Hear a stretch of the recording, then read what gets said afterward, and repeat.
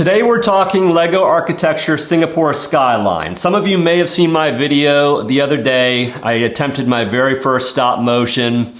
It was less than perfect for sure, but go ahead and take a look at it. I'll throw a card up here in the corner. Let me know what I can do better to try to make a better stop motion video. It was fun. I enjoyed it. Wanted to try something new, but I wanted to give you my opinion now on the set. When this first came out, there was a lot of different opinions on it. A lot of opinions towards the negative, which surprised me on some of the LEGO pages that I follow. A lot of people said the colors just looked kind of childish. The 18 plus style packaging wasn't very 18 plus style packaging. It just didn't look very good for the normal architecture sets that we're used to. I'm gonna completely disagree with that.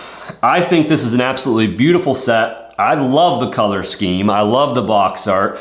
I really don't have many gripes with this thing at all. There's a few things that I don't like, but for the most part, I'm really happy with this set. Let's talk about a few of the details real quick on the set. So you can see it's pretty typical LEGO architecture. My favorite building on the set is definitely gonna be the Marina Bay Sands. They did a really nice job on this. I love the colors. I will say I don't really love the infinity pool, the way they put it together. You can see there's kind of gaps in there, so if this were a true infinity pool, we'd have several leaks coming out of the bottom, but it is still really cool. I love the translucent blue. One Raffles Place is the next building here. This is one of the tallest buildings in Singapore at 920 feet. This is used for office space rentals and office space sales. Over here you have the OCBC Center. This is used to house the OCBC Bank. This is their headquarters. Down here, the little village, which I really love, is called the Boat Quay District, and this has got different shops, restaurants, just kind of more of a socializing leisure district area. Right next to that, I don't know if I'm pronouncing this right, but it's Lau Pa Sat. This is a marketplace with a large food court, lots of different cuisine for sale and to eat. Next to that, we've got the Fullerton Hotel, and you guessed it, it's a hotel. And then right above that, right next to the Marina Bay Sands, you've got the Gardens by the Bay, and those are just really cool. They're just like man-made plants and different structures that make up these really unique gardens with lights, etc. So really cool area. So I really like this. This is a really cool build. My thoughts on it are, yes, there are a few things that I don't love.